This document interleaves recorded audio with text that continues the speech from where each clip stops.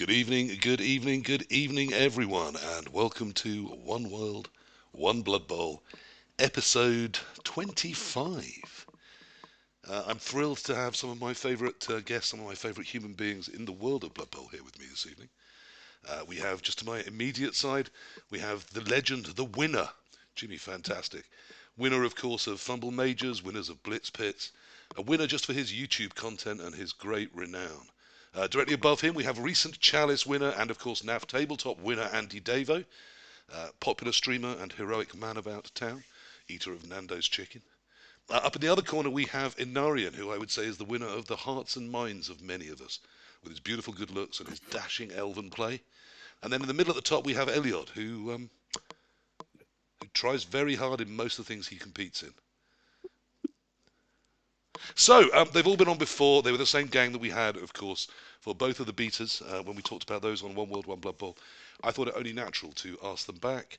And yes, we are missing Rick Reckless. Unfortunately, he's chosen, rather selfishly, we think, to celebrate the birth of his second child. So really good luck to Rick, Outrageous. obviously. Somehow he considers that more important than Blood Bowl 3. I pointed out that Blood Bowl 3, Reckless Children 2, but for some reason he thinks the 2 was more important. So the five of us are going to talk about Blood Bowl 3. You may not have noticed, it slipped out sort of without most people realising. But in the world of Blood Bowl, we now have a new behemoth amongst us, a new user interface, a new client, a new way of playing the Blood Bowls. It's been officially released. It is a Steam product. It's out there on your Nintendo PlayStations, your smart fridges, your Twitches, your I don't know. It's on other formats as well that people play with their thumbs. But it's also on PC. And I've got four lovely people here to talk all about it, as well as deal with any questions we have from the chat and also questions that have come from stuff that we've had before.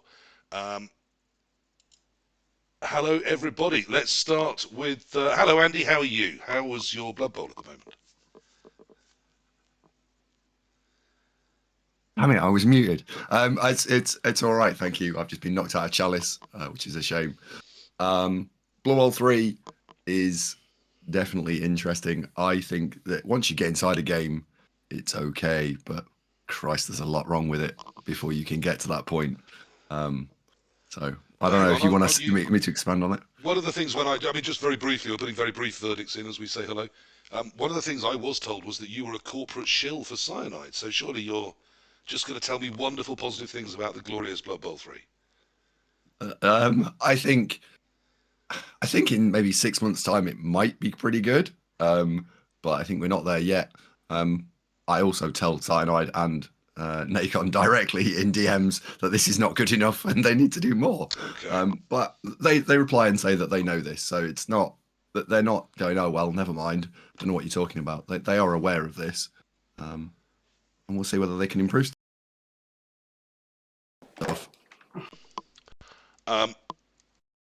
Let's come to you. How's your Blood Bowl, and what's your verdict on Blood Bowl 3? You're known as one of the most positive, most always upbeat, smiling, happy people. You're never beaten.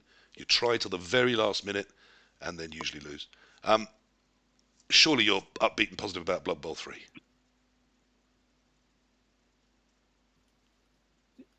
Sorry, who did you say? You, sir. You should have been tipped off by the losing, Eliod. He was just saying positive and upbeat and happy. I was like, is he talking about Jimmy? So I didn't hear the name right. I didn't hear the mic cut off on the name. So I was like, I do apologise. Sorry, yeah. I'm talking about you, Eliod. The happy, upbeat, positive, never beaten you. Yeah. So sorry, it threw me off a bit. Right. So, inside the game, I was slightly how it looked was slightly better than I expected. To be honest, the look inside the game on the pitch was slightly better than I expected. My expectations were very low. It was slightly better than I expected compared to how I remembered.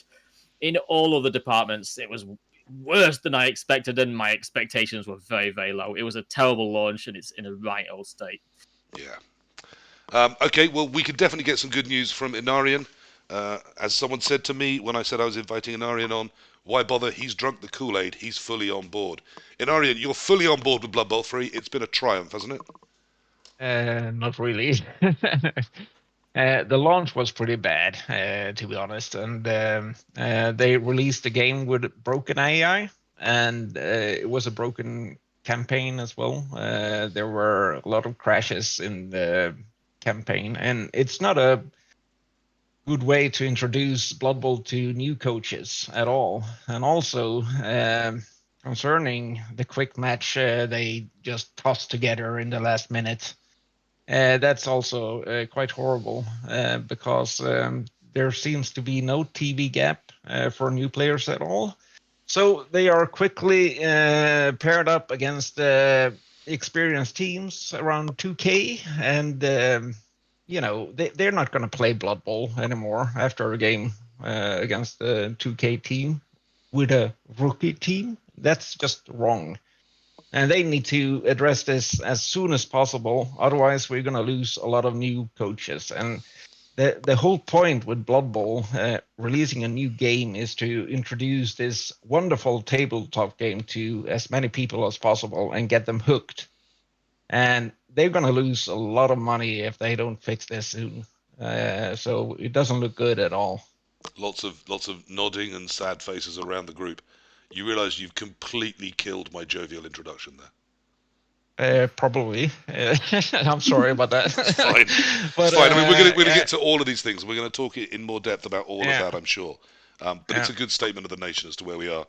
And Jimmy, here we are. You're upbeat. Surely a wonderful opportunity for you to create yet more YouTube content, to remake all of your legendary guides. You must be excited about this new platform that you can launch upon, teach the whole world how to be fantastic. You'd think so, wouldn't you? I haven't even wanted to make any guides yet. It's just I don't know. It's just terrible, isn't it? We knew 19 months ago, right? 19 months ago was the first beta. We knew there were all the fundamental problems that would not be fixed. They were not fixed in 12 months. Then they were not fixed 8 months, wasn't it? They weren't fixed in 8 months. Then they weren't fixed 4 months later, and now they're not fixed now, and they're not going to be fixed ever. You just think that between the betas and this release, we're not seeing enough development? Well, the fundamental things aren't going to change, and we knew they weren't going to change. So already you're just starting with a flawed premise, right? It can never be good. It can never be acceptable, even. I would say. So some of the basic design premises you think weren't okay, and those obviously aren't going to change. Because those are the foundations. And then on top of that, you've got everything else, like the monetization and the matchmaking and everything else on top is would be terrible, even if the core experience was good, which it never will be. May I coming in and are in? Yes, there's no need for introductions tonight. Everyone can just come in at any time. It's fine. Okay, I do think it can be fixed. I surely hope so, and it depends how they do it, of course, and if they listen to us even more. The problem here is that they were so off the rails from the get-go concerning their gameplay and Blood Bowl when they released Beta 1. And we got very upset, and we wrote this document to them with feedback, and they didn't respond to it, and they released Beta 2, and we got even more upset, and we started pulling the strings and getting the attention that we needed them to, the attention to the feedback we had done. So, and then they started to listen to the feedback, and we saw a very big change from Beta 2 to Beta 3, and it required a lot more time, though. So we're not there yet, but it can be fixed. I'm pretty sure of it. It's easy to fix, actually. So I'm very optimistic. But currently, the game is not in a good state. It isn't. And if I could tell you where I'm at, I mean, for the first time today, actually it was late last night, I wanted to play a game of Blood Bowl. I had the time. I didn't have time to stream, and I turned on Blood Bowl 3 to play, and I was actually quite looking forward to it. I'm starting to get used to the user interface. It's still clunky. I still don't like it. I think there are much better interfaces around on every other client, but I can at least start to get my head around it. I can start to get things done within the time frame and things. And I had 2 games down 450 team value each with brand new teams, and then today I had one that was down 690 and another one that was down 480. And I mean, I'm not terrible at Blood Bowl, but I was struggling to even be competitive in those games because as a rookie team, no matter how much you induce in, there's just a limit to what you can do. But actually, the game itself, I do think there's some good things about this. I know the release was, I think, an unmitigated disaster. Is anyone going to argue with that at all? I mean, even the games Very press. generous. Yeah, even the games press are talking about sort of just what a shit show it's been. The review IGN gave it a 5 on their scale of 7 to 10.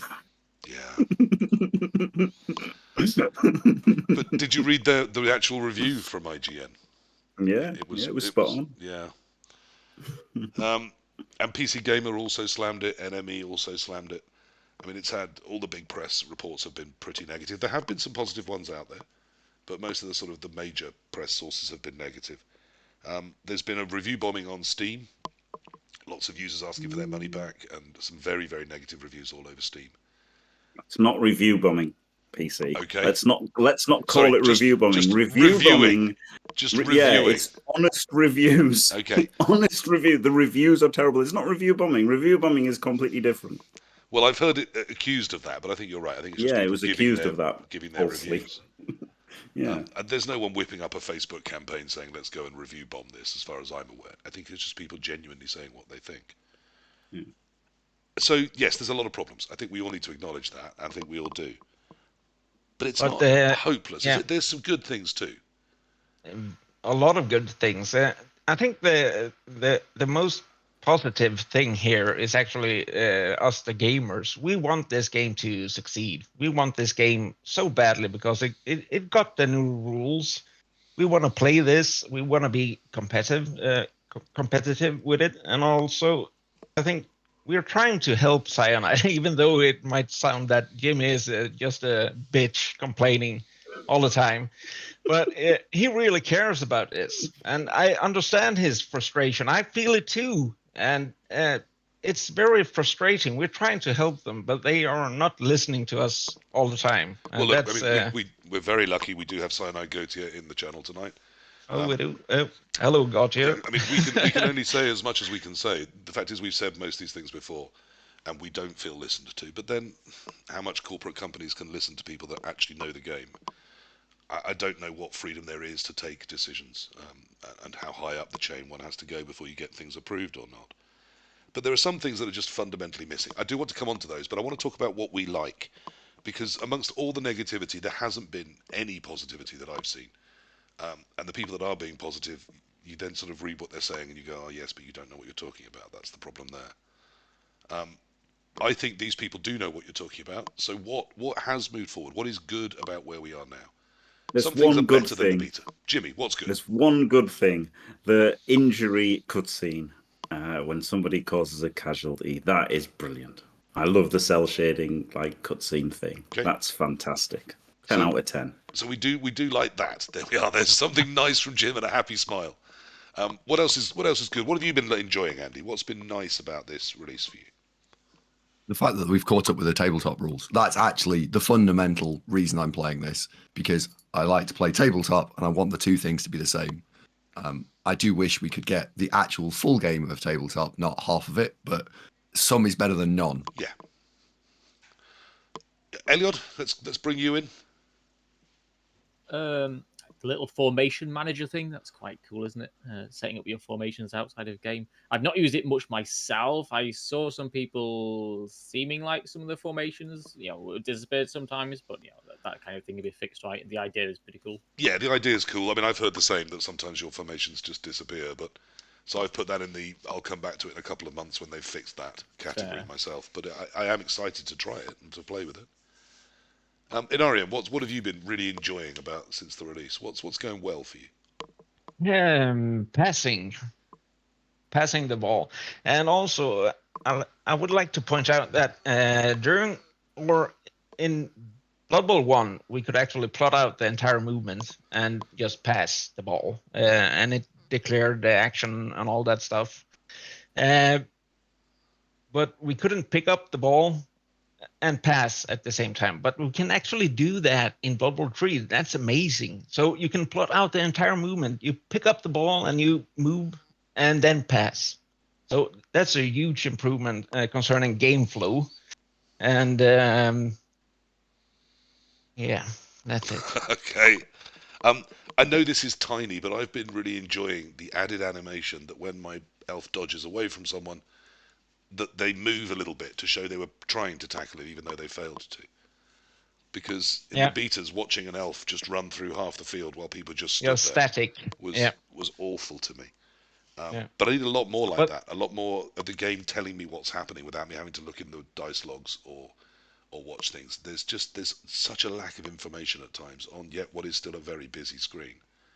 But I'm really enjoying some of the pitches. I know you can't play them in the quick game mode that we're all playing a lot now. But if you dig into the starter quick game mode where you can use the pre-made teams, they've all got the pitches available.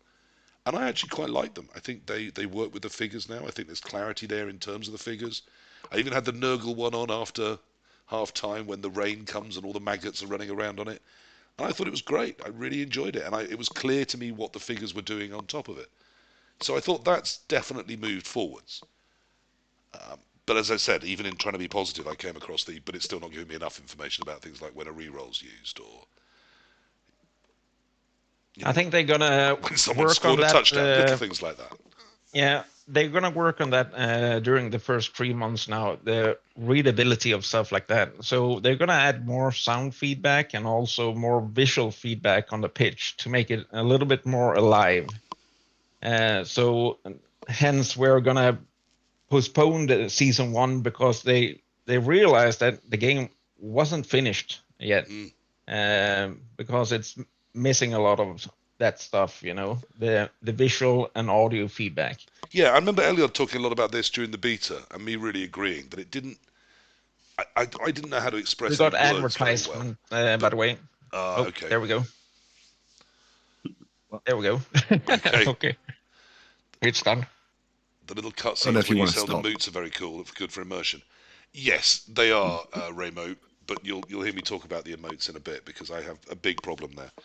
Elliot, you were very feral about the feel of the game between brain and hand and screen. Do you feel that that's any better? Are you feeling more in control of what you're doing? Very, very little better, if at all. So I was pleased with how it looked, which I don't think is great, but is better than I was my worst case fears. And looking at it for me in game in match is okay, just about passable, but the feel is still so clunky, and it's like Anarian was just mentioning, missing so many of those little audio and visual cues that engage you with the game. It feels like trying to play it through a film. It feels like there's something between me and the game that's making this sort of connection not properly tangible. Is that about delay from doing things and seeing them on the screen, or is it about that level of feedback and what you're being told? Yeah, so it's some of it's delay. Some of it seems sluggish and unresponsive. Others is the feedback. So, for example, when you're setting up your team, you select your player. I think there's some kind of little noise or visual indication when you select them. But then when you click on a tile to move them to, there's no feedback whatsoever. And for a split second, your brain is like, "Did I click here or not?" And then the player moves. But there's nothing, there should be some kind of visual or audio indication at that point, a little dinging noise or whatever, to say, just something very subtle. I don't want some over the top, klaxon or something going off, right? But just these little subtle indications that actually sort of tell your brain that you're playing the game, right? And they give you this sort of link that makes you a bit more immersed in it, and it feels a bit smoother, as well as the sluggishness and stuff that is there, and it just feels very clunky overall. We're moving on to the problems, aren't we? Let's just go one at a time each, so that we don't end up just with a deluge of them. What are to you the biggest problems? What do they need to be looking at and getting dealt with? Well, I wanted 3 things. I wanted 3 things from this game. Okay, this is the 3 things that I want. The new rules, right? Yep. They've done that a little bit. Yeah, mostly, right? Mostly. They haven't got some things, right? They haven't got expensive mistakes. They haven't got redraft. They haven't got star player special rules. They haven't got multiple block for some reason. They couldn't manage ball and chain or bombardier. So they've tried a bit, I guess, and eventually that will all come. Yep. Presumably, you can suspend disbelief. Imagine they're a competent company, and those things will come eventually. okay, well done, Cyanide, thanks. Then the second thing is I want it to look as good as Blood Bowl 2. It fails at that. It fails at looking as good as an 8-year-old game. How's Right? it doing with now, your headaches looking at it? Is that any better at least? I didn't have headaches. I get eye strain, tremendous eye strain, and I still get that, but it takes like probably 2 or 3 games to get it real bad. Now, obviously, they can't just use the Blood Bowl 2 visuals, right? People say like, "Oh, we just wanted an update to Blood Bowl 2." You can't do that because then they get slated by everyone for like you've reused the assets from 8 years ago, right? That's off the table. They have to do good. Then the models are good, but individually, when you zoom in, the models are good, but on the board, they look rubbish. And like the pictures individually look good, right? Whoever made the pictures done a good job. You look at it, it looks good, but when you play on it, it's not good. It's not readable and stuff. So I mean, is that solvable? Because when we zoom in, as you say, the models look exactly the same as the models when someone other than me paints them well. And, you hold them in your hand. They look like that. I think that's fantastic for people, for that cross immersion, the tabletoppers playing and the computer game, etc., etc. But Well, the I mean, minute you I'm zoom not a out, professional. they just look like I'm not a nothing. professional. I'm not a professional, so I don't know what the answer is to make them. Now, I think the shadows are a lot worse on Blood Bowl 3 than Blood Bowl 2. So, like, there's something to do with the shadows. There's something to do with like the rings around the players and stuff. There's something to do with like the depth of field kind of effect. Like make the pitch look like the background and the players. The players, like everything seems to in focus and stuff. But I mean, I don't know the answers to that. But maybe they could fix that. Maybe, I don't know. And then the third thing is have it feel as good to play as Blood Bowl 2, and it massively falls down in that as well. But I can still control it. I can still play Blood Bowl on it. Like, I mean, the time controls are good with the 2 minutes and the 7:30 time bank. I can play the game, but I mean, I played the game for a long time, so Yeah. I can play the game no matter how bad the controls were. But I think they failed majorly on those 3 things, and then obviously if those were, I could forgive a lot if those 3 things worked. But even then, like the reconnecting to a game, like how can you not have that in a game that takes an hour? That's like unbelievable. Like that's and with that come a genuinely suite of other unbelievable. things we're missing, like the ability to spectate, the ability to load replays. And I know that Inarian would agree with me here. One of the things I'm very passionate about is bringing new players into Blood Bowl. And without the ability to watch replays, to tell people what they've done and where they might be going wrong. I mean, Andy, I'm sure you feel the same. I know you coach people like I do. Yeah. I can't do that. I can't coach someone if I can't look at what they're doing. Or Yeah, sit back on replay. And that means I can't help people, which is distressing at times when people ask for help. Well, so there's 2 sides to it. The coaching. I was doing probably 4 coaching sessions a week. And yeah, from a monetary point of view, it's caused a problem. However, from a fun point of view and helping new people into the game, it's killed it. I've had to say to people, I can't realistically do coaching. Otherwise, we're going to go Blood Bowl 2 or we're going to go to Fumble. I can't make it work any other way.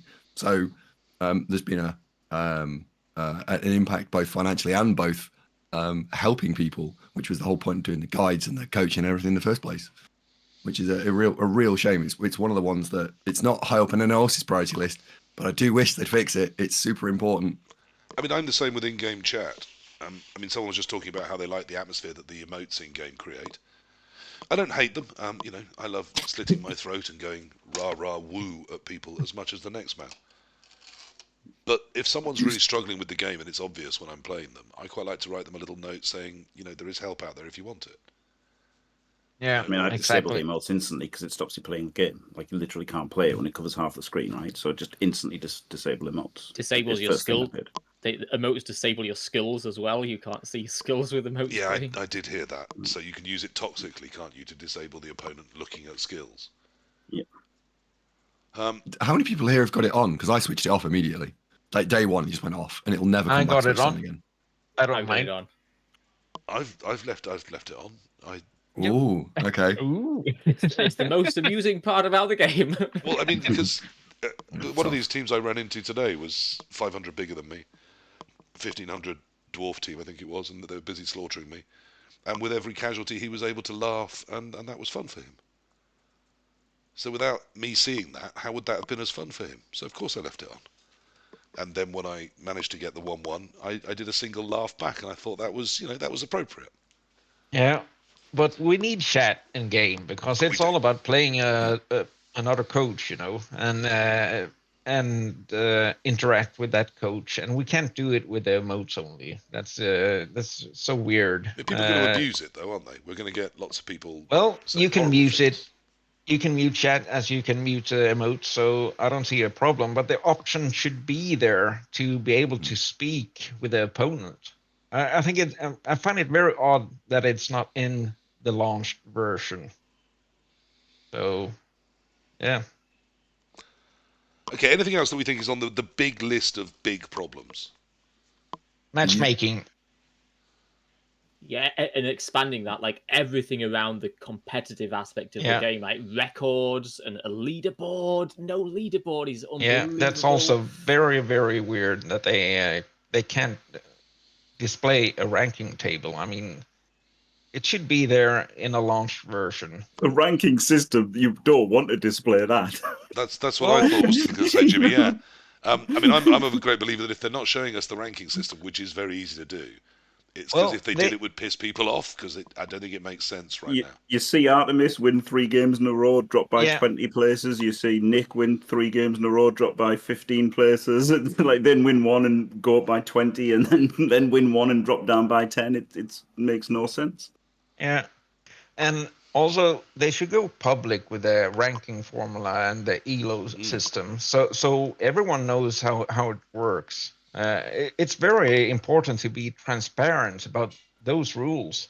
Yes, I mean on Fumble, Chris has always been very open about how the ranking system there works. Yeah, I don't understand it at all, but some of the smarter people do, and they say it's sort of right. So that's yeah.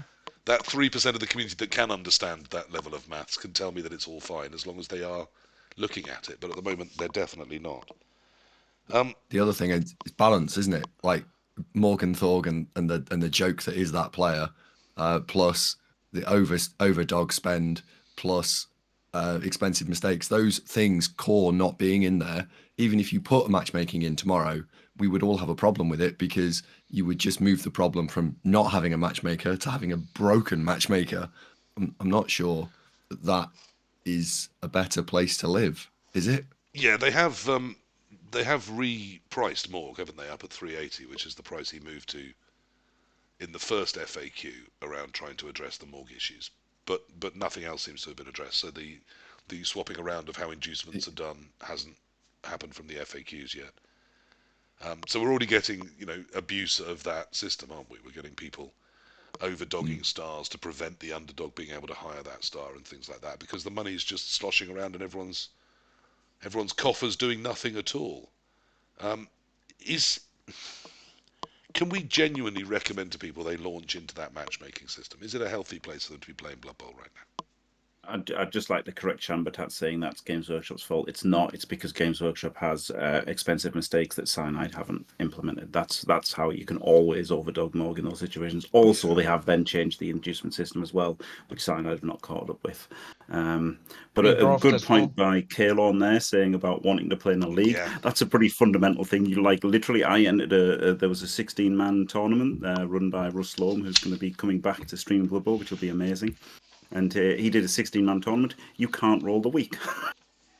So we had the first round of a 16-man KO tournament, then had to scrap that, make an 8-man KO tournament, then scrap that, then make a 4-man KO tournament, and then do a friendly match or whatever at the end. It was insane. It's literally impossible to do a KO tournament.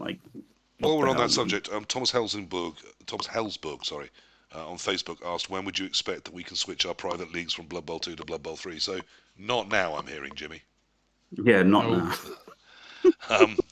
At the moment, there are hardly any admin or league tools in Blood Bowl 3, and there are no league standings, team win stats, etc. So when will the big private leagues be staying in Blood Bowl 2, or will they be moving? Maybe it will be until August when the reconnect issues should be working. Are we saying yes, hang on till August and see where we stand there? Optimistic. Yeah. Yeah, that's according to the roadmap, isn't it? That's that's like baseline functionality is targeted at 6 months' time. Honestly, the rate of progress over the last 12 or 18 months since we saw Beta 1 has been so slow that I'm just not very optimistic about 6 months from now. To be honest, I'd love for them to stick to the roadmap and even do better, but it's hard to be hopeful. Can we just park the roadmap for a second? I do want to come to that and our belief in it. I just want to give you the response because I went and had a chat with Rebel. I thought of the big leagues, they are the biggest. Let's see what they're thinking about this. And I got back and happy to be quoted on this apparently from Hazingzord.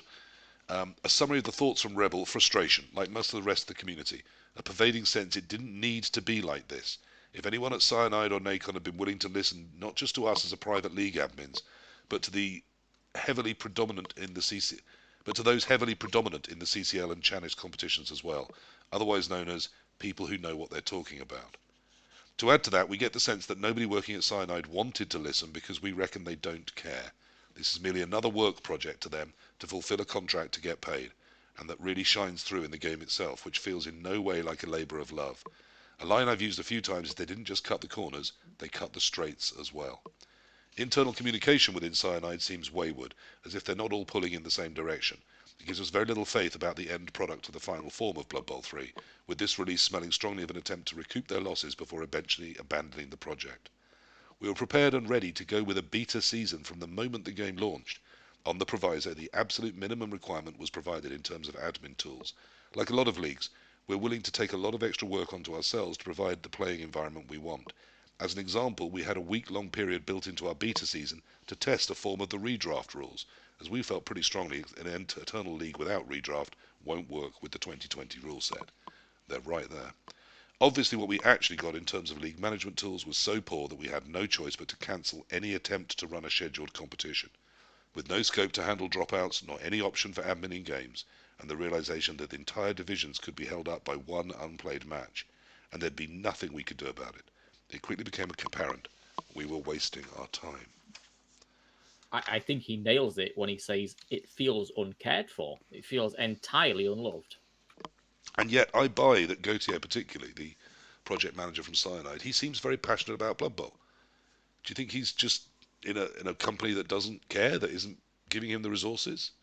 Or is he fooling me? It feels like something along the way is broken. Something in the development of the game has gone very poorly. I mean, the line from that stuck out to me was, about not giving us the tools to help them make their game good. Because, Jimmy's not excited about making YouTube content. I'm not able to teach and help people. Andy isn't able to run coaching sessions. We've got the chassis of a game, but we can't do anything with it. We can't take it out and run it and show it off to people. We can't even talk to people in game and say, don't worry, it won't always be this bad. Or, yes, I know I'm beating you, but, I can explain how. Or, yes, I surfed that thing and I shouldn't have done. Forgive me, I'm a streamer. We can't even say those things to these people. And I worry because there's got to be new people trying Blood Bowl 3 out, interested in the hobby, Blood Bowl curious, if you like. And we're burning them off, aren't we? Yeah. Pretty much. Yeah, there's a big tragedy of the whole thing. That's the big thing with the matchmaking as well, isn't it? Not just like not getting fair matches or whatever. It's the fact that it's the usual experience for new players, isn't it? Like, oh, well done. It's crazy. You make a new team, you've got to try and learn the rules, and your first game is versus Andy down 1,000 TV, or versus Elliot down 1,000 TV, or versus Elliot down 1,000 TV. Have fun with that. I mean, I don't think that is fun. I think that's toxic and will drive people away from the game in their droves. It's why on Fumble we have. And there's nothing they can do about it, right? There's nothing they can do about it. Like, what do you want to do? Like, Elliot just doesn't spin now because he's made a good team. Like, it's ridiculous. Like, all he can do is just click spin. It's like, it's just ridiculous. I could just Skype an Arian's good team over and over again. Yeah, can't you put a 250 up and down limit in or something like that? There should be a TV limit tied to a new team at least, and that the TV gap can increase the more matches you have played or something like that. If you make it 20% of team value, yeah, then 1,000 team can't spin into more than say a 1,200, but a 2,000 team could spin into a 2,400. Or like rookie protection, like Fumble, isn't it? The first 10 games, exactly. or whatever. Something like that. But again, had they spoken to anyone that knew these systems, there would be these would be obvious things to recommend to them, wouldn't it? They should have done a post about it and let the community help them out, or something along the lines like that, But they have been very protective about their systems, and how they are going to implement them. They haven't been open about it at all. And this is the crap we are getting. I mean, matchmaking is broken at the moment. Yes, So, it was quite depressing that of the 4 games I was Yeah. looking forward to playing, none of them were fun. And fun doesn't mean a win for me. I mean, I drew one. And it's not even fun for me as that got a 2K elf team to face a rookie team. I mean, that's no challenge. I want a challenge, and it's giving me rookie teams. So I had 3 hours to spare today. My wife and kids, they were out and about. I just decided not to play because it's no fun. Wow. And that's because the matchmaking system you felt wasn't going to give you a fun game. Oh, yeah, well, exactly. So if it's I'd said you're broken at the definitely going to moment. get a game with a team that's within 15% of your team value, would you have played? I think so, yeah. So even the experienced people, we're being driven out of wanting to play by the current matchmaking experience, and we worry that it might be putting off the new people. Exactly. Is it really that bleak? I don't know. I think I'm currently sat in that I want to play sort of 10 games with every single team. There's 12 teams, there's 120 games. Problem is I can't tell when I've played 10 games because I haven't got any frame of reference, which is a bit of a challenge. Record figures. Yeah. The history of the team, that is missing as well. Yeah. Now, I do wonder actually, because we've got so much stuff to fix, is there not actually a list that we would want to put and say, right, there's 253 things that we need to get fixed, rank them all, and then there could be a time period, to put expensive mistakes in, that's a day's worth of coding, right, you can have that, and then prioritize them all. Because in my actual day job, that's kind of what I have to do. I have to look up all the things that are broken or all the things that we need to change, rank them all, and then look at the impact of all of those changes and go for it. But I don't know whether or not that then would conflict with a roadmap or not. I suspect it might, because in game is one problem, out of game is another problem, and they both need looking at. But I don't know whether it's better to put all your time into one. It's a good point,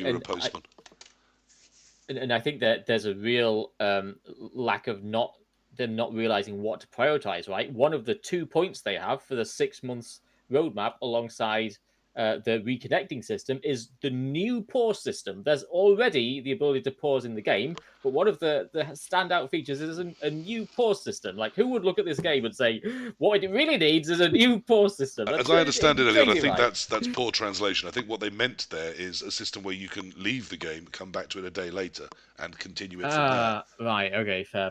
Which would be a more sort understandable. of long-term but pause. Still, for single player. For single player, that would be a good idea, wouldn't it? Should we talk about single player? Yeah, let's. I mean, I want to talk about all sorts of things. Let's start with the front end. So let's just do a tiny bit more detail on sort of the various aspects of it. I may be alone, and it's because I like the fact that my rulebook and my Blood Bowl 3 game look the same. I still like the front end. I know it's confusing, but I'm sure children like it, and I'm old, so I shouldn't like it. But the sort of the big bright panels that you click in places, isn't it good? Isn't it a good front end? Do we like the front end? No. And the management system and how we run teams. No. I thought recruiting people PC. worked all right. Like the functionality is that's one of that was one of the big things about Blood Bowl 2, wasn't it? Like the functionality of like all the menus was terrible, right? Yeah. Like, and you'd have the chalice and you couldn't even search by team name, could you, or whatever? You could only search by coach name, or you could only search by team name, one of the two, and you couldn't click on like the fixtures to see who was playing and stuff like. So it's better in that regard in Blood Bowl 2 because as I said, I did this knockout tournament, so you actually could click on the teams in the knockout tournament and it would take you to the teams. So that kind of functionality is okay, but the menus are like the worst thing about the game, probably, I would say, because like that's how strongly I feel about how bad the menus are. The insane brightness, like pure white, and then how dark it is, and how saturated the colors are. It's like I can't believe anybody could create it. like a professional could make that, and I can't believe anybody could sign off on it either. Like I think that is horrific. I've never seen anything like it in my life. Wow. Very much not loving the look of No, the front end then. not a big fan. No, not Entitled really. to your view, Jimmy, definitely. Elliot, what do you think of the front end of it? I don't really care is the answer. Okay. I don't share Jimmy's sort of deep revulsion. It's fine, honestly. I I can kind of tell it looks a bit ugly, but it's not something that kind of the part of my brain that responds to that it isn't there. It's just a menu for me. I like that it's in some ways more functional than the Blood Bowl 2 ones, which were terrible for sure. It can be sluggish and slow to respond still a little bit, although it is faster than it was, a few days ago at least. Yeah. And Arian, I mean, I've decided are younger than me. Mainly, your looks like someone that runs a Greek sex cult. But am I right? Are the menus? Is Jimmy just old? Are the menus appealing to the young with their big bright buttons and nice easy click here and go here and everything has a picture? Well, the menus can be done a little bit better, I think. The functionality can be easily made better. They just need someone that thinks in a better way. I mean, concerning where certain buttons are, how you fire a player, where you're displaying injuries on the team draft list, and so on and so forth. But and also once you have finished the matchmaking game, you kind of want to go to the team draft list right away, and you have to go back to the menu and then teams, and then you find the team. So it's kind of, the thing is they designed it, they didn't play it. It's a secret confession from me. I watched someone else's stream to make sure that is the way you get back to your team. Yeah, exactly. It's so confusing. I thought this can't be the best way. But no, at the it's end of the not. game, I'm clicking back out to the very front of the game and then going in to find my team again to see where the SPP landed. I thought that there must be a way I just don't know. So I watched Andy's stream, and it turns out that is the way you do it, unless Andy's got it wrong too. So, yeah, I agree. While I quite like the look of it, I think it runs quicker and feels better to me than Blood Bowl 2, though I take Jimmy's feedback that he absolutely hates it. I do think there's some non-intuitive ways they've built those menus and put those things together. But in terms of just managing the team, it feels better than Blood Bowl 2 to me. It does feel like a step forwards. I think the art and look is fine. Sure, they can tone down the brightness on the white stuff on the team draft list, of course, as we spoke before we started streaming here. If you take a look at the rule book, there's a nice team draft list. They could have just taken that from the rule book and implemented it into the game, the same color scheme and everything, and that would have been golden. But instead, they created something that it is too bright for the eyes. It kind of sticks out. And there are solutions out there to make it better, and pretty easy, to be honest. It doesn't require that much time to change the color pattern on those cells on the team draft list. It's easy to do. It does require the will. I mean, we've still got that ridiculous bolted-on system on top of the skills with their but bright colours. I mean, I don't. I've changed it so I get just one colour per skill category, which makes much more sense to me. But but I'm talking about the bright white in the team draft list now. Yes, and I'm saying that someone has to say we're changing one of our design ethoses, and I just don't feel any desire to do that. Yeah. And also it requires, I think, 3 clicks to change the name.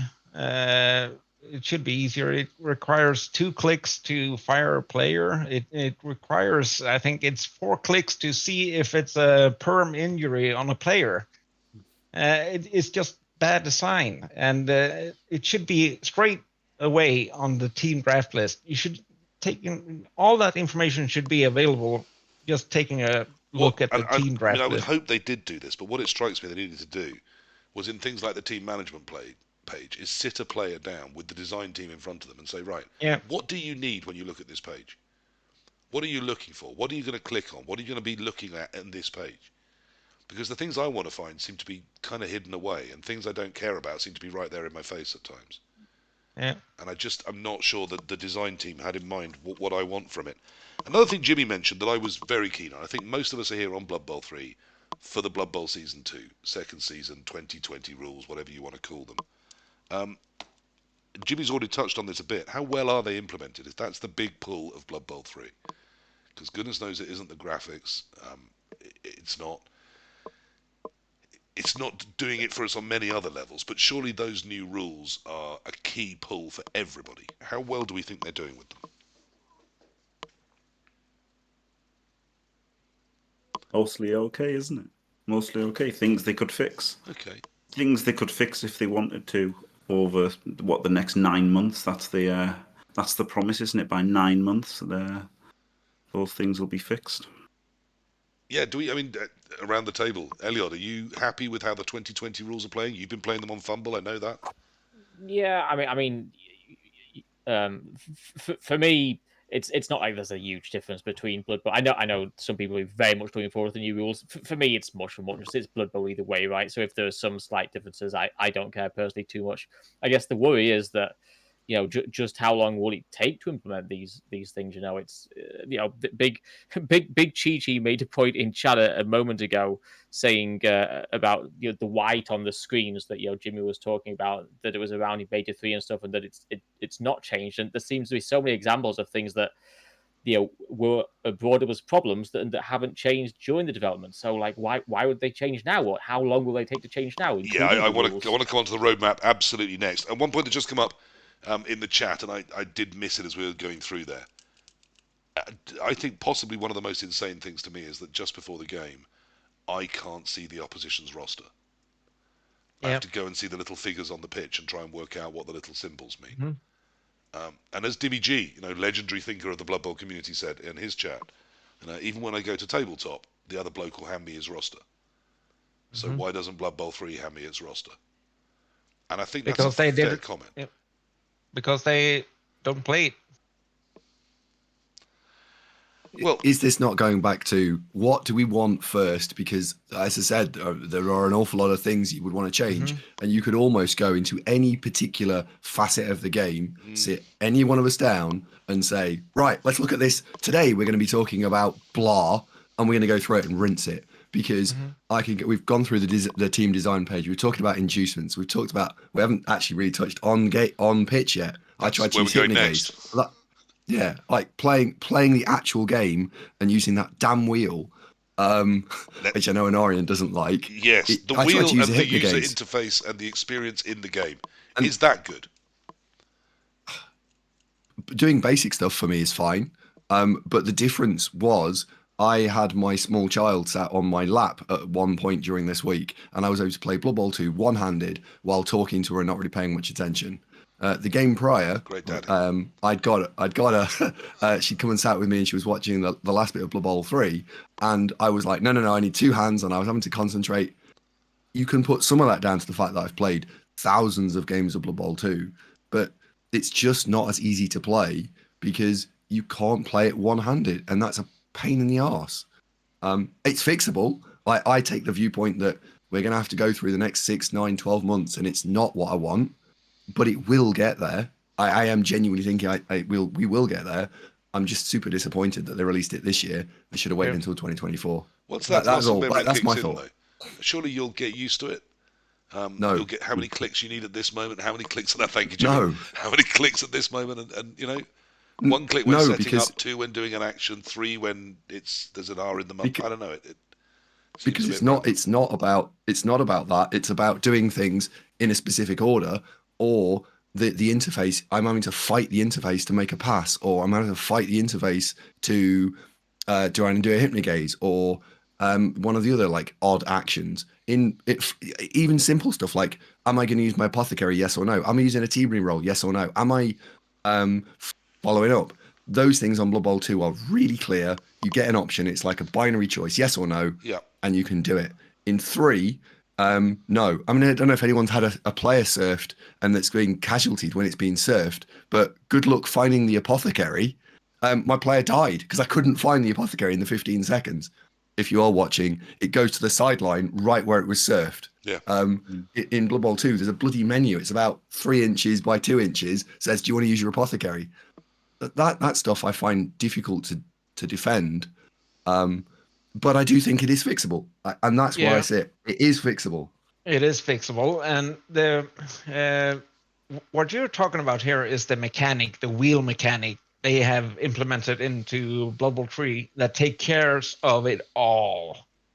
There's no difference between actions in the game or choices and stuff like that. It's all tied into that wheel, and it's a horrible experience because it takes you out of the pitch and you have to focus on a wheel, and they need to get rid of it. I've been saying that for almost 2 years now. They have to take that wheel and toss it in the trash bin because it's horrible. But and on they need her to... deathbed, Gautier promised his mother that all of his games would have wheels in the UI. It's the only thing I can think of as to why it's there. Well, I don't care. It needs to go. If he wants this game to succeed, it needs to go.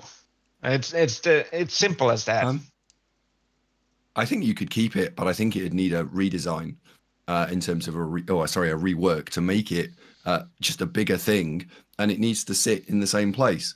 And I'm really sad that I've turned off the dice rolling, for example. When you break armor, you get the actual animation, and then the dice happen afterwards. That's backwards. It irritated me that much. I switched it off. So I've turned off the annoying pop-ups, and I've turned off the dice rolling. And I'm actually going through the game and switching things off that are there. Andy, we had a bigger wheel during Beta 1. Yeah, the Was bigger that wheel. great? Was no one liked the bigger wheel. Yeah. And Mark, you want a bigger wheel? Many of us have assumed the same thing, that the wheel is there for a console user interface. But it's not even great on console. I got it on PS5 here, and it's not good at console either. So what's the reason for the wheel? I don't get it. The reason is Gautier really likes it. Wheelie? As I said, I think he's made a promise to his mother. I think that's the only reason I can... Clearly, they are wedded to this as a design concept, and none of us... Elliot, are you... That's the problem, right? And that's why Jimmy's so pessimistic about it, and why I am to some extent. Like, a lot of these things can be changed, and potentially can be changed easily, but they're fundamental, like, design points, right? Like, it's clear they want the game to operate in some ways that are just really bad. Is there room for... Because you can't just totally redesign your game without looking like a bunch of amateurs. Is there room for someone to do a sort of remix interface over the top? Well, release the Fatboy Slim cut of Blood Bowl 3. That's the one great hope, right? How much will the modders be able to do? How much, obviously they could do very little with Blood Bowl 2 on the proprietary engine, but they still managed to do some stuff as well as with the UI, including with the UI. So maybe they can get their teeth into Blood Bowl 3. Yeah, I mean, there's lots of people have been very, very excited by the moving of someone who's already managed to put the icons from Blood Bowl 2 into Blood Bowl 3. So if those little pictures really bother you, and you want the little pictures from Blood Bowl 2, you can have them. I couldn't give two shits about that, I have to say. One little bunch of pictures is the same as another little bunch of pictures to me. Hey, and I don't really know what the Blood Bowl 2 ones are yet, so it's not like I'm learning new ones. I'm still learning them. Plus, there's that fantastic one that looks like a man with an erection, and I would miss that now. I'm not... I think they're just definitely worse, right? The new ones are worse. Okay, Mighty Blow's good. You've got to admit that Mighty Blow's kind of good. like... Well, I don't know. I mean, I don't know what they look like, but I know they're worse because they're all just like two-tone, right? And like it's more eye strain, and already you've got the eye strain, and now you get more because at least like they were technically better in Blood Bowl 2 because it doesn't matter. Obviously, we've got all the familiarity of the years of playing it and stuff. But if you look at like Guard and you've got the white and the red, and you've got the Mighty Blow with like the kind of orange and stuff, you can just tell at a glance that they're different. Even if you don't know what they mean, it's super easy to see these are all different skills. When you see them all there and they're all just blue with little bits of like lighter blue and white, it's just even when you get used to them, you still got to strain to look at them. Do you know what I mean? Like it's just harder to distinguish. Even when you know what they mean off by heart, it's always going to be harder. Fair Always enough. going to be harder than Blood Bowl 2. Fair enough. On the actual pitch though, controversially, I think it's hard to control. I don't like the user interface, but I'm trying to find a way of describing the bit that I think's okay. It looks great. The chassis, like if it was a car, the chassis. I mean, the underlying fundamental, the Blood Bowl it's playing, I think has got a little smoother, a little more It's quicker and granular than it was in the last beta. Yeah. Or am I just? Someone has said that's your wish fulfillment. That's you want to find something positive. Is that? It's passable. It's for me. It's barely passable. It just about meets the minimum threshold to play on it. I can just about see things. It's okay. It's not good. It's okay. I mean, to come back Bearable. to Bearable. the thing you and I were riffing on, Elliot, and I absolutely agreed with you in the beta when you said that your big problem was that feeling of control, and I didn't know how to express it, and you did. Now I feel slightly different, as if in the beta there was something there that I couldn't control, and I didn't have the control systems to. Now I feel like there's something there I should be able to control, and I'm still not quite in control of it. So I do feel like it's sort of running a little smoother, a little more as I want it to. I'm just not doing that to it. Do you see what I mean? I'm still not in control of it. I think so. I think that's fair, and it's difficult, of course, with there being some time passed between the third beta and now. But yeah, I was the one part that I was actually positive about on it was slightly better than I'd hoped in match, compared to what I was expecting. But Now, still, not great. The game did limp out. We got it as we got it. The reviews came in. We had that wonderful live developers feed where I clipped that desperate moment where the Nacon fella and Gautier just looked so sad. And I really felt for them. I didn't think they realised quite what they were walking into there. And I did feel we behaved a little immaturely in bouncing the one question at them about monetization. But let's move on to that. We had a lot of things come out that we weren't 100% certain on. We did suspect there was going to be some microtransactions around things like the dice and some of the uniforms, maybe some of the cheerleaders, some of the coaches. But it's every shoulder pad, every knee pad, every arm pad, and we've had the roadmap. So who wants to talk to me about roadmaps and monetizations and customizations, and how that's all just fine and there's no controversy? Can I jump in on the monetization? Sure. I want to make 2 points. First of all, it doesn't matter, right? So everyone getting so upset about monetization and and how much it might cost. I don't care. It's irrelevant. If you don't want to spend any money, don't go and spend any money on it. It's not how I would have done it. I would have done like 20 quid for an entire new Skaven team, and you just get everything for a Skaven team or everything for a Chaos team or whatever. So I wouldn't have implemented it the way it's done, but I don't care. And in fact, I'm going to just stop at that one. I don't care. Okay. Right? That's my point. I agree to a point. The problem is, of course, it's the kind of fact that some people will feel like they're getting conned in that it doesn't tell you it's for one player, right? You think, oh, I'll buy these sexy helmets. Oh, that's going to be great. I've got 4 blitzers. I'll have 4 helmets for this team and 4 helmets for that team and 4 helmets for that team. And then you buy it and it's for one player on one team. And that's okay if that's what you know what you're buying. And I think it's fine. I actually think it's fine to be like that as long as people know what they're getting, right? So it's just the fact that because like our reaction was when it was like that, we were like, whoa, that's crazy. But then if you think about it, as long as it's advertised as that, it's not that crazy. I don't think and I don't like it and I'm not going to get any of them.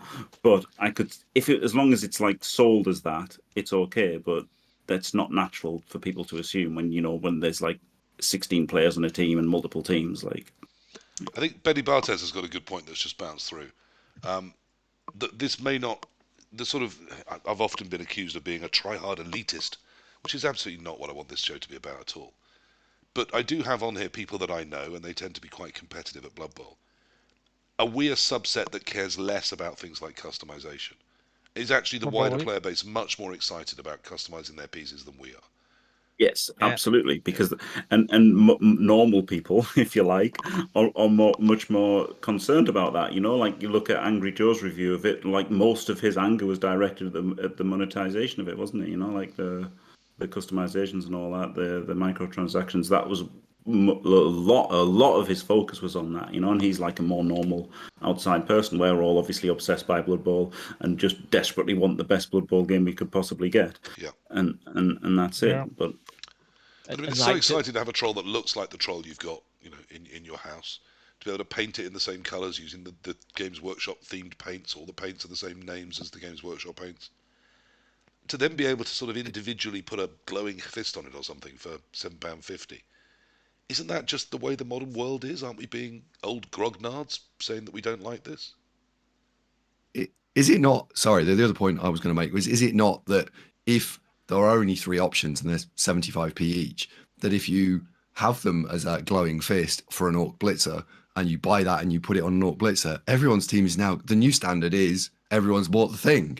Like, the point is that these things are supposed to be a little bit rare, or they need to release 10 different fists for each player. Like, you can't have this both ways, which is why I'm quite okay with the way it is now.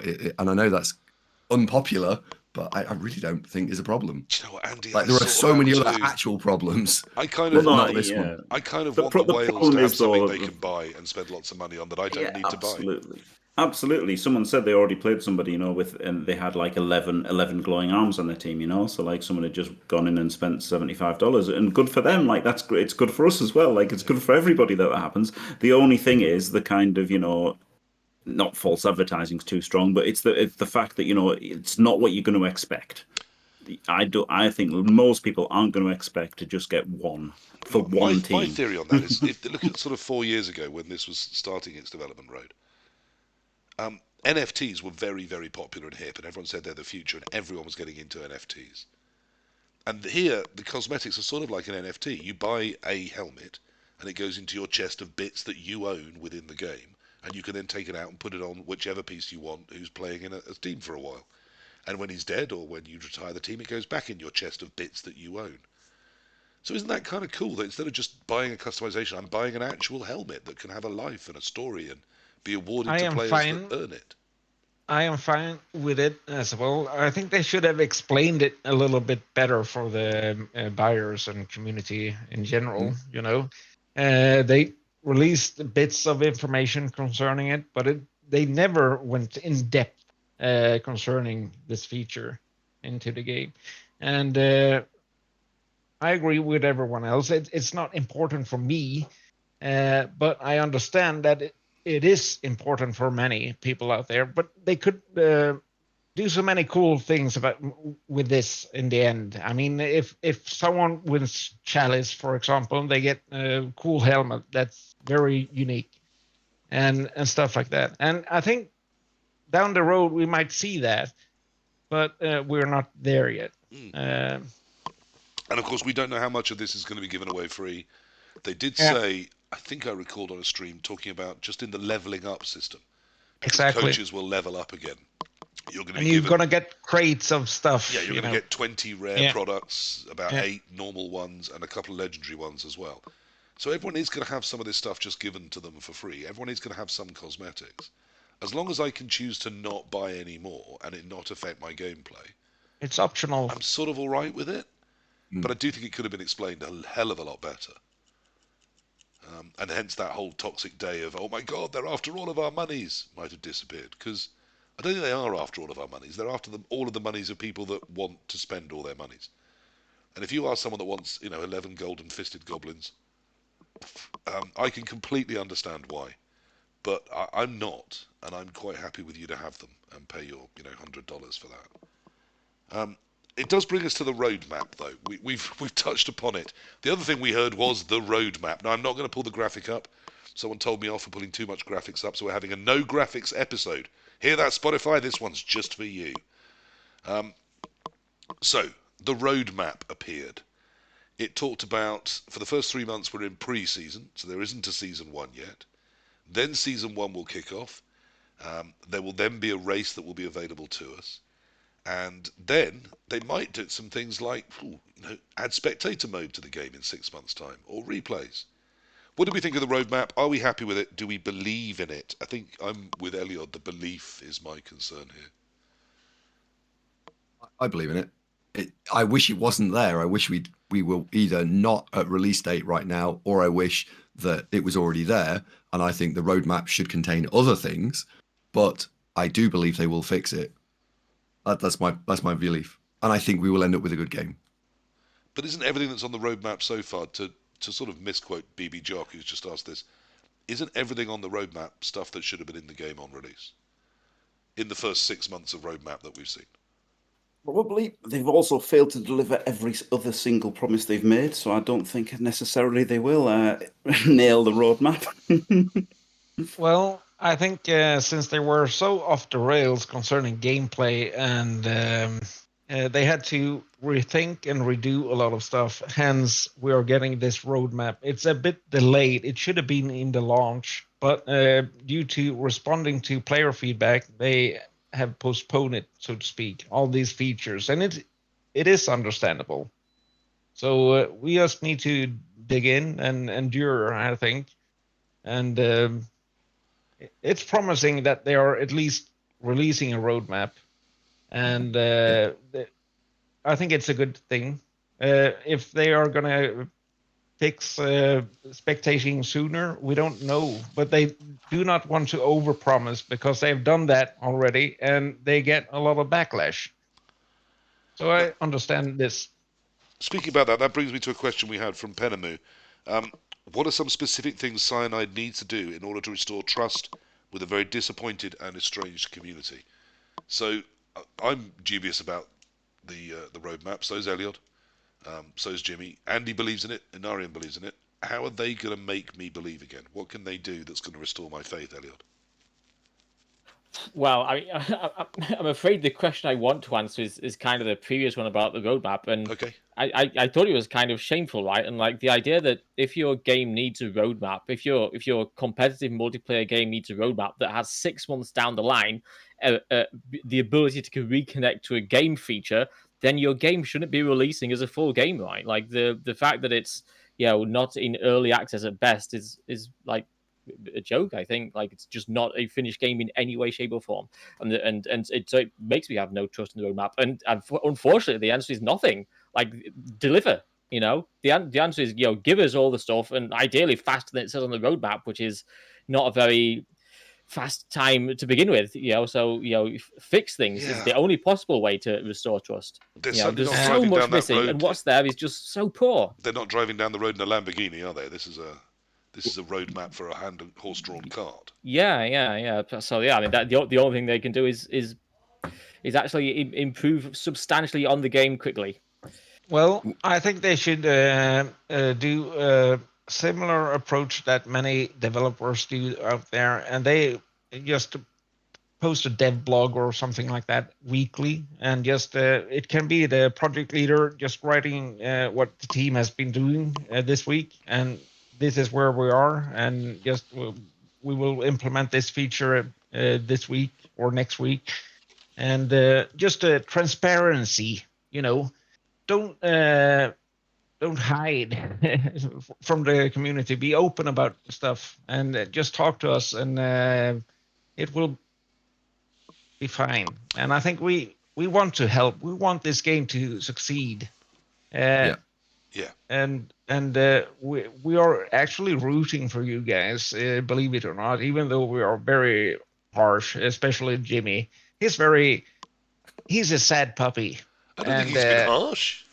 Oh, he is. He is harsh. I expected foul language. A-hole at times. I was harsh because I had to be though, right? Like it was desperate. The first beta was desperate. It was that was crap.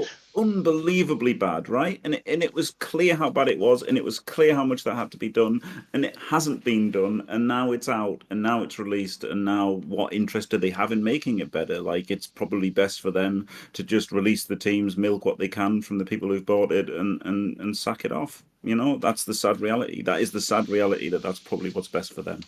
Yes, but I don't want them to do what's best for them, Jimmy. I don't want to do what's best for them. No, of course. Me too. Like, I want what's best for me as well, of course. Nobody wanted this to be better than, to Blood Bowl 3 to be good than I did. I believe that. I believe that I'm the person who wanted Blood Bowl 3 to be good most in the world. I wasn't kidding. I think you were desperate to go and make all sorts of fresh content and sit on a throne of YouTube gold. but it Yeah. may not. It may not be. Can I pile in and try and give the opposite view, which Definitely. is that I'm not saying he's wrong, right? Jimmy Elliott, I don't disagree, right? I really wish we hadn't released it, but some of the members of the community have gone and data mined it. They've gone and found the other 7 teams. Yeah. What does that show? Well, that shows that there is a commitment to release additional content over the next couple of years. So there is that intent there. They very quickly patched it on day 1, day 2, day 3 to make the servers better. There's another patch coming early next week to make things better again. So long as we keep up this pace of changing things and you guys seeing it, I think you maybe get to the point where you might believe they're going to fix stuff. And then the longer term, there is evidence that they would like to carry on releasing stuff. Definitely. My good friend Dragon Loop asked that today. Asked, are we going to comment on the leaked images? I mean, what I want to say is exactly, I think, what Andy said. I think it's great news. I mean, I'm not surprised that there is assets in the game that we're not being allowed access to yet. I'm sure they're all at different points of development. And I'm sure there's one that's, ready to go in 3 months' time, so getting pretty near to finished. Perhaps they even finished, and one more that they're getting up to that point in development.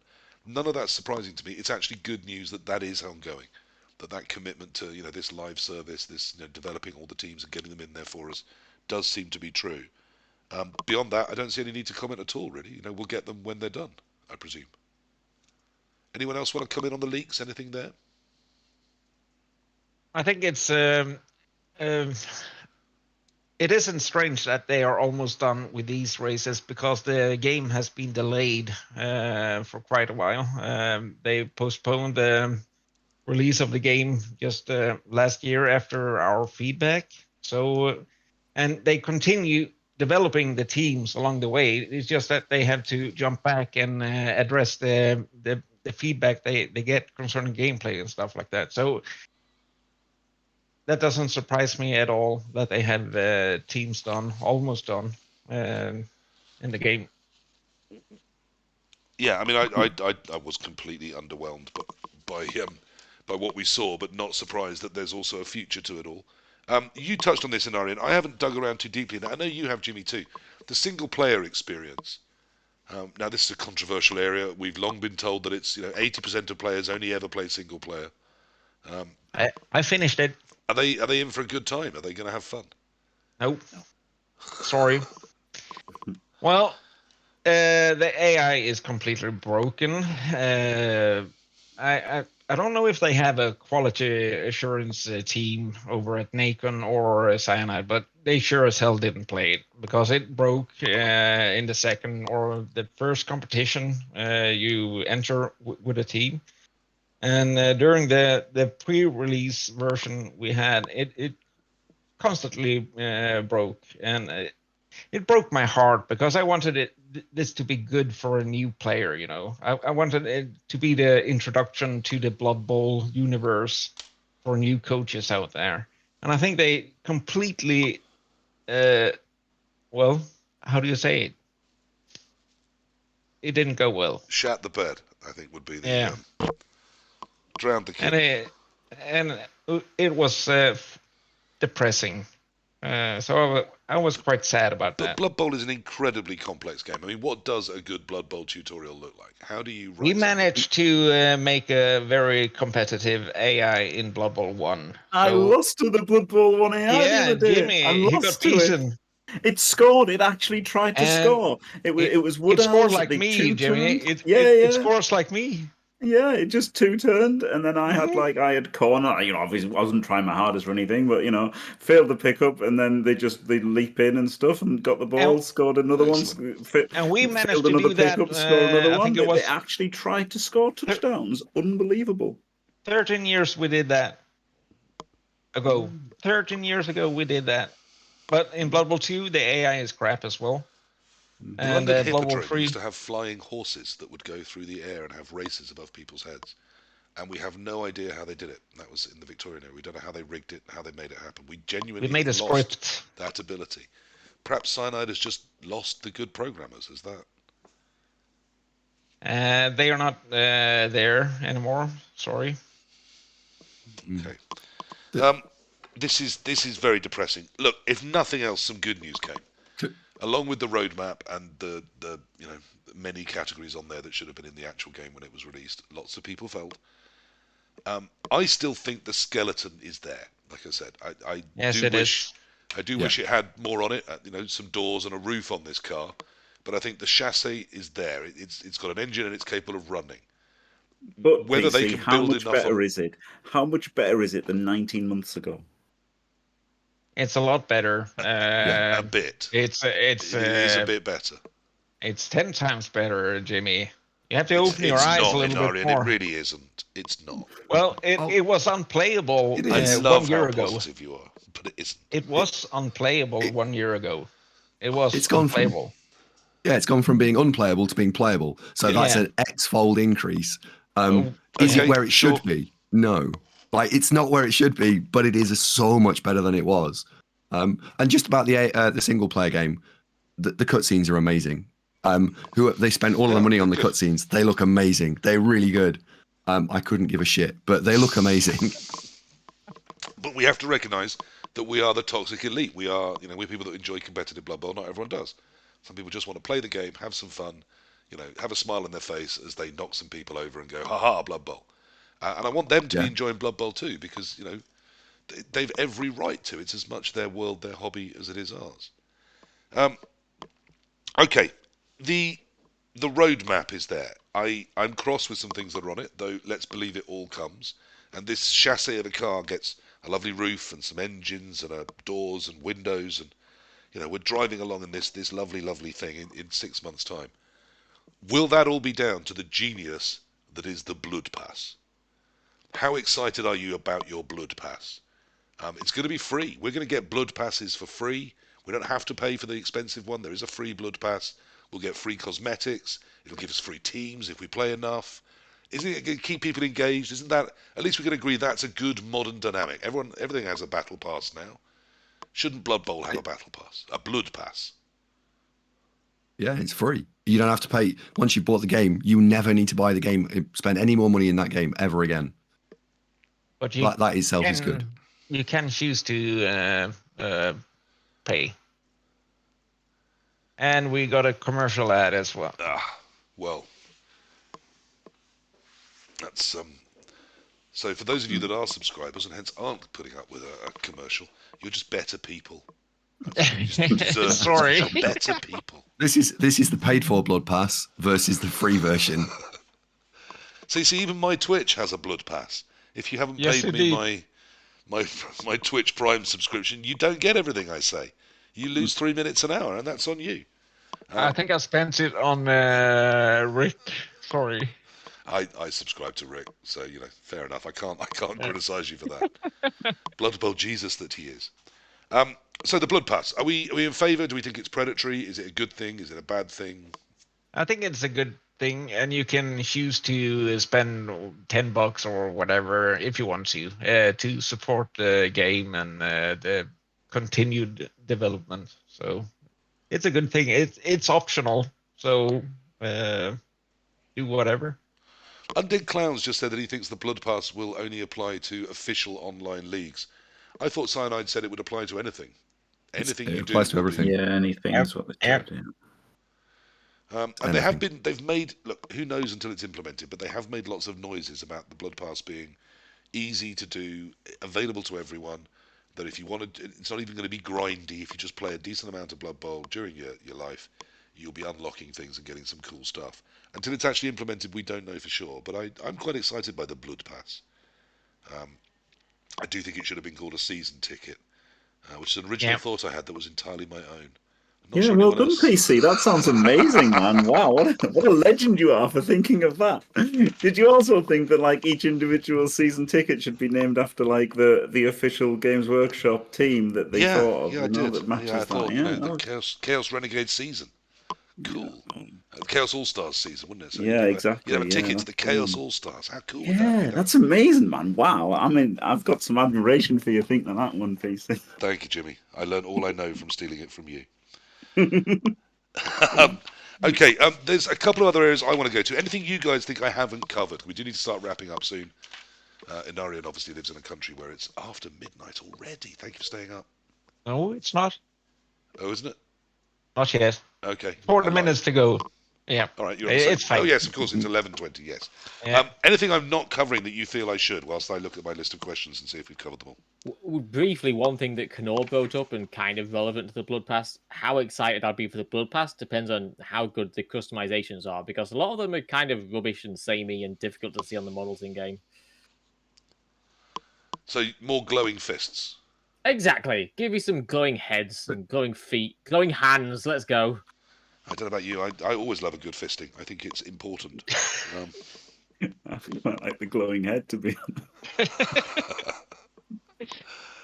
Well, I mean, some of us that don't have a lot of hair, Jim, we kind of do already. So I think it's just game reflecting life there. Oh, I didn't mean that kind of head, but yeah, fair enough. Oh, wow, okay. Yeah, I wasn't going there. Thank you. There's me demonetized. Speaking of which, if you are a YouTube, I never asked this, and I should, so I'm going to do it now while I remember. If you watch this on YouTube, please click like or leave a comment, even if it's I hate everything you do. Apparently it doesn't matter as long as you leave a comment or click something, it all counts as good to the algorithm. So feel free to unload your bile and hatred, and I will smile and think of it just going to maybe one more person. At the moment I don't monetize anything, it's just out there for free, but it would be nice if more people saw them. That would always be fun. There is one question I've been holding off, two really. The first one came to us from Neil Watt, Fumble admin, good friend of mine. And as always, I did an introduction, I did an advert for this, because I do like some people to come along live. I think people enjoy it live as well as on the replays. And I talked about us all, perennial winners and streamers of Blood Bowl 2 and NAF players and Eliod. And one of the things, I don't know why I'm being so horrible to you, Eliod. I know you have won Blood Bowl games. He has won stuff, haven't you? Eliod, you have won stuff, right? You have. Yeah. I have, yeah. On Fumble, actually. He's beaten me once. Nothing in Blood Bowl 2, pretty much. Maybe twice. But one of the things I did was introduce you, Andy, and you, Elliot. I didn't feel I could, you, Jimmy, as Blood Bowl 2 streamers. And Neil asked a very interesting question. He said, shouldn't you start to introduce them as Blood Bowl 3 streamers? So when you talk about yourself as a streamer, are you a Blood Bowl 2 streamer? Are you a mixed streamer? Or are you now a Blood Bowl 3 streamer? Does anyone here can hold their hand up and say, I'm now a Blood Bowl 3 streamer? That's what I stream now. This week I am, for sure. I want to, but I just think with matchmaking as broken as it is right now, how long it'll hold my attention, I don't know. Yeah, exactly. Everyone's a Blood Bowl 3 streamer now because it's new. The numbers are up by 50%-ish, for everybody. So everyone's going to be streaming Blood Bowl 3. Eventually, you would imagine those numbers will normalize back to what they were before Blood Bowl 3 release, and then will people go back to Blood Bowl 2? I think a lot of people will because it's got Chalice and it's it's nicer to look at and it's nicer to play. And if you're getting the same numbers, why play Blood Bowl 3? The new rules, sure. I want to play the new rules, but Blood Bowl 3 is so bad I don't want to play Blood Bowl 3. We just had a lovely friend of mine, Fumble Krista, point out, as a point of reference, there's currently 1.9 thousand viewers for Blood Bowl 3 and 26 for Blood Bowl 2. I mean, that's a little unfair, right? Because if Pyrian Flax was playing Blood Bowl 1, there'd be 505 viewers on Blood Bowl 1. And if Merp was playing Fumble, there'd be 433 viewers on Fumble. So, it's a little... Yeah. And if this was in the just chatting category, there'd be an extra 365 in just chatting. So, No, I have very deliberately put this into Blood Bowl 3 because I'm shameless like that. Plus, this is Blood Bowl 3 content, and what are you going to do? Sue me? The Sharks are around with their Blood Bowl 3-ness, aren't they? The Krendors and Lupacs and all sorts of names. Some of them big, and some of them everyone else seems to have heard of, and I haven't because I'm old. Are we missing an opportunity now? There's thousands of eyes on Blood Bowl that haven't seen it ever, or certainly haven't seen it before. Are we missing an opportunity? And as streamers, is there anything we can do about that? Yes, we are. It's tragic that for most people's first look at Blood Bowl 3 will be this mess, and I don't know what we can do about it. Sadly, wish it was in a better state right now, other than hopefully 6-12 months down the line. But I mean, if and you go on tell people about Inarian's that, stream, guess. I mean, he's falling asleep now, but you go on Inarian's stream, he's all like, hey, don't worry, it's going to be great. 6 months' time, we're all going to be having like sexy fun. Well, I don't know how long I will be streaming this. To be honest, if they don't fix matchmaking as soon as possible, I'm not gonna stream anymore. So that's it. Wow. That feels like, someone's just killed Pengu or something. That's a brutal thing to hear. Jimmy, are you a Blood Bowl 3 streamer now? Kind of, I guess. That's streamed about 5 hours of me being asleep in the Blood Bowl 3 menus. That was pretty successful. Did you get good numbers for it? Yeah, much better than if I'd streamed anything else. Excellent. There is a future then. Brilliant. Don't have to make content. Just turn Blood Bowl 3 on and go to sleep. Yeah. Wonderful. But no, I mean, I was a Blood Bowl 2 stream, like covering the Chalice and everything. Can I cover the Chalice in Blood Bowl 3? Well, there isn't one, and even if there was, there's no replays, so that's completely out for me, isn't it? In terms of that? I don't think we can participate in a Chalice after the preseason anyway, because I don't know if you have seen, but a couple of guys, admins, have done.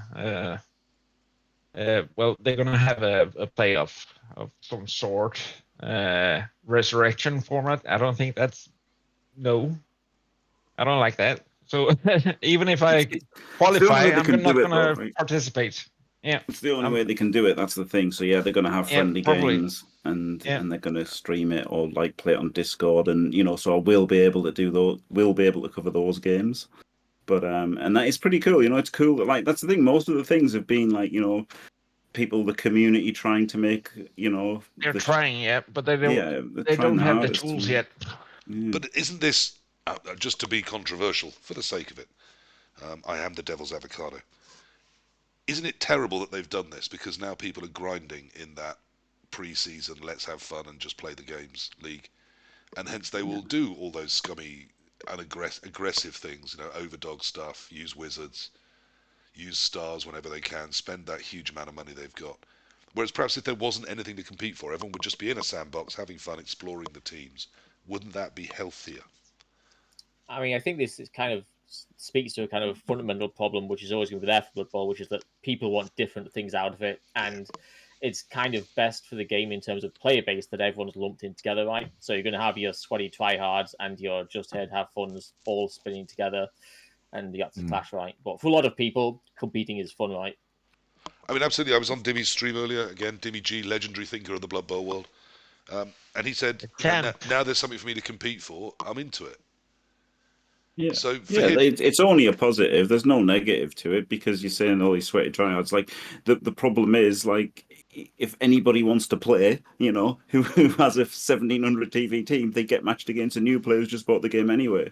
So like the matchmaking is so broken anyway that it's already terrible for people who don't care about the top 16 anyway. So it just doesn't matter. Fair enough. I want to come to a final thought from each of you. But I'm going to give you warning of my very final question as well, because I do think it's now an hour and a half, and that's the time when, if we haven't wrapped up, I try and wrap them up. So thank you very much for your time this evening. So I want to give each of you a chance for some final thoughts, anything you want to say. But as you do, I want you to end with a final answer to a final question from me, which is, it's a brutal one, I'm afraid. Would you right now look someone in the eye and recommend they buy Blood Bowl 3? So, we're saying goodbye. Who wants to say goodbye first? Narian, you look tired. Let's come up there. What do you want to say to the world using One World, One Blood Bowl as your format, and should people be buying Blood Bowl 3? Well, it depends if you want to support the continued development of the game, and if you hope for a better implementation of the board game, I guess. And if they fix the matchmaking so it's more fair for new players, I think sure, go ahead and buy it. And try to have fun with it and explore the new rules and just embrace it. Elliot, Any final thoughts? And should people buy Blood Bowl 3? It's a tricky question for me because I think really it can make no such recommendation either way, because ultimately recommending whether or not someone buys it is a very personal question for them. Like, how much is the value of money for them for start? How much they value Blood Bowl? So it really depends on that. What I would say is it's in a really poor state right now, unfortunately. And yeah, final thoughts. I hope it's better. I hope it's better in 3 months and 6 months and 9 months and 12 months. I really do. Yes, hope I think is the right word. I'm not sure I believe, but I do hope. Jimmy, what's your final thoughts on all of this for tonight? And should people buy Blood Bowl 3? I mean, again, like Elliot said, you can't say yes, you should buy it because it's trash, and you can't say no, you shouldn't buy it because it's their money and they can do what the hell they want. So it just is what it is, isn't it? But I don't know. I mean, I wish it was better. I've been wishing it was better for 19 months. It's not been better, really. Like, obviously it's been a tiny bit better, because how could it not be a tiny bit better in 19 months? But it's not appreciably better. The fundamental problems with it have not been resolved. And Inarian, bless him, the most positive guy in the world, he keeps hoping it's going to get better. But it's, what I mean? It's just like, how can you keep hoping it? Like, if people call me negative, I haven't been negative, because it's like, if you're in a car crash, it's like you can't just gently say, oh, maybe we should turn, a little bit to the left. Of course, I've been screaming like we're gonna crash. This is terrible. Like, it's just, but it hasn't, and we're here, and it has been a car crash of a launch, hasn't it? It's been terrible. It's been terrible. It's been brutal. I mean, on the upside, there's been lots of quick bug fixes and updates, and I do think they've squashed quite a few things fairly quickly. But oh my goodness, that should have been done 24 hours before it was released, not 24 hours afterwards. They should have tested it fell over and like shat its pants. 2 months ago. They should have invited like 50 people and just sit down and play the game from 7 in the morning to 5 in the evening. And they have a studio here in Sweden. I'm not going to drop the name, but they have a game lab, and they invite people all the time over to test the products, games. And you go in, you get coffee, and you just sit down and game and have fun and test the product, and you leave feedback when you go back home. And you come back the next day, and you do this like 5-6 days in a row, and they collect a lot of feedback, and they adjust the game so it's fun. It's easy. Inarian, this isn't Chef Life. This just doesn't have that kind of money in it. That's. But it doesn't need to cost a lot to do that either, and you can do it online in a game like this. They could have just asked 50 top coaches in CCL, hey, do you want to help us out for 6 days?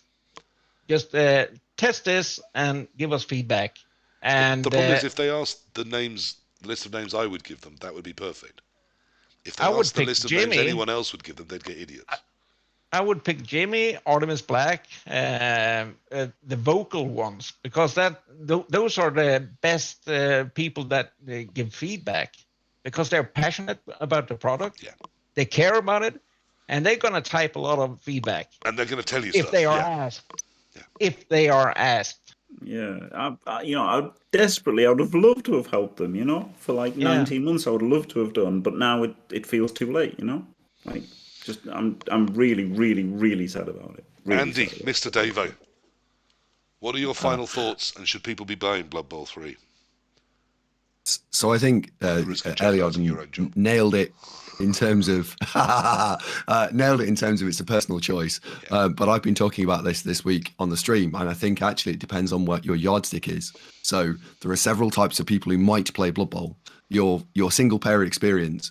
Would I have recommended it on release day Monday last week? Absolutely not. It crashed. It soft locked. It was fucking terrible. Today, as far as I can tell, the single player is stable. The AI sucks. But if you're going to go play the single player, who gives a shit? You're playing against the AI. You're not a proper Blood Bowl player. So you can play that, right? So if you want a single player experience, I probably would. But I'd tell you that you're not buying a very good AI.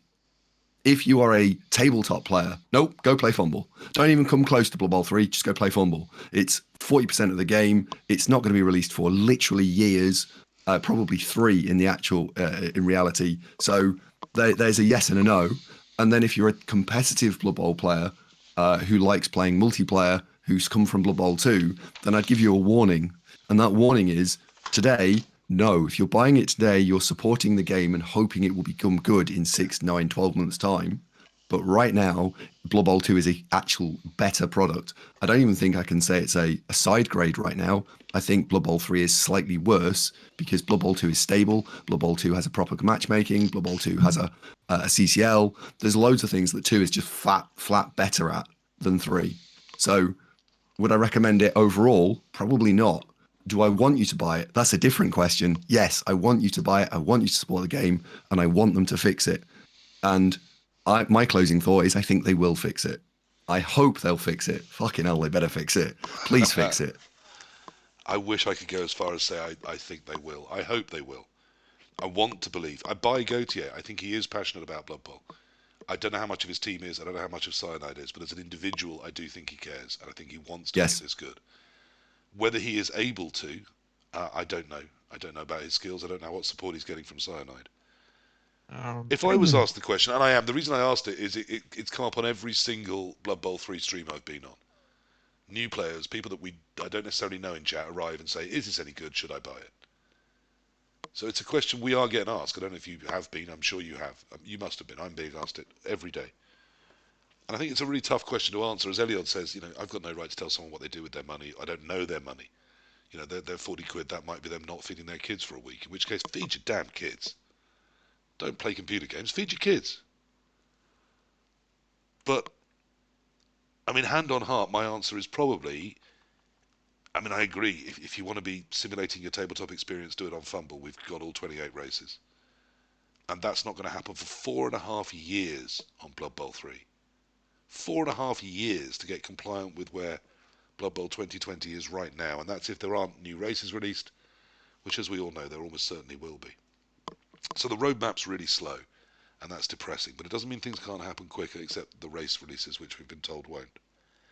The game is bad. It's janky. It doesn't feel like you're fully in control at times. And when you do something and it feels like you're in control, you sort of go, oh, that was brilliant. I felt in control for a moment. Which isn't a great feeling. But today and yesterday I did want to play it. I did want to fire it up and play it. There is something about it that is quite good. It is playing the modern rules. The underneath engine running Blood Bowl's sort of doing it all right. Most of the modern rules, as Jimmy says, most have been implemented. A few glaring, huge ones like expensive mistakes that just absolutely needed to be there isn't there. Which is going to make the environment incredibly toxic as these huge, unfettered, unlimited teams get huge amounts of money and nothing is taking it away from them. So we're going to see all sorts of abusive inducements and stars from bigger teams punching downwards. So I'm not sure the environment's one I would say is particularly healthy. The current matchmaking system doesn't even deserve that name. It's you say you want to play and the next person that says it, you do play. That's not great either. I would recommend you buy this game if you believe that in 6 months' time this is the future of Blood Bowl and you want to help it develop. Because I don't think it's ready to be played. I don't think the single player is 100% ready, although I do hear This that is it's being like patched and stuff, so hopefully early it's getting access. better. Early access is so if you want to give them the their experience 20 now. quid, it's not much money, 20 quid. I don't know. Again, I don't know your life. I don't want to say it's not much money. Someone's going to say, that's me feeding myself for 3 months. If it is that much, again, don't play computer games. Get a better job.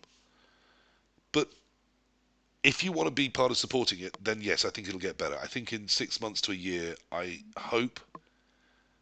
want to believe, but I only hope that this is how people are doing Blood Bowl that aren't playing Fumble, and that this is where the sort of computer game version of Blood Bowl is at. But I worry that it's been so bad it may not make it that far. So it's up to you. You pay your money, you take your choice. I can't hand on heart recommend it.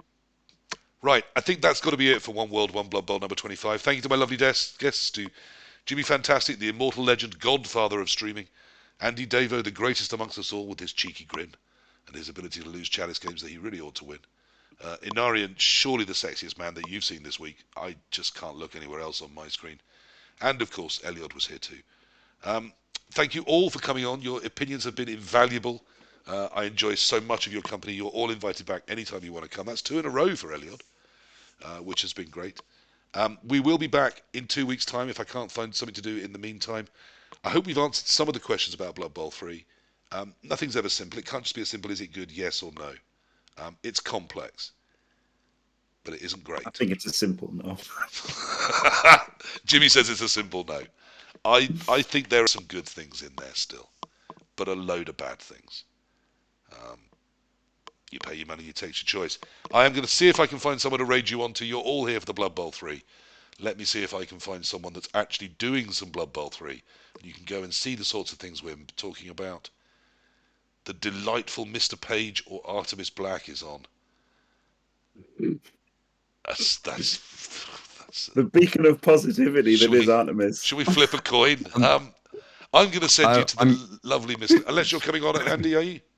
Yeah, I'm sorry. I was going to say, you can send him to Artemis or Paige, but I'm going to go and probably play one more game. I've got just enough time to play one more. And bizarrely, after saying all the things we said, I do actually want to go and play one more game. See, I'm and trying to get some I friends woke up this morning around. wanted to play. I sat down last night and wanted to fire it up and play. You wanted to play Blood Bowl. Yeah, but I had 3 ways of doing it at least. That's what you wanted to play. But that's what you wanted to play. I chose this one. Now maybe it's the thrill of the new, maybe not. All right, I'm going to raid the lovely people here on. I'm also going to find a time to actually finally say thank you very much for coming. Thank you. I hope you've Easy. enjoyed it. I hope Eliot forgives me in time. Always, PC, always. In the same way he's forgiven all those other people that have beaten him over the years. Oh, no, not those. We'll be back soon. Thank you and good night.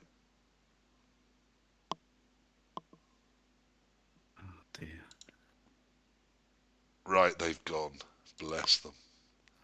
That went well. Thank you very much, guys. I really enjoyed that. I thought that was fun.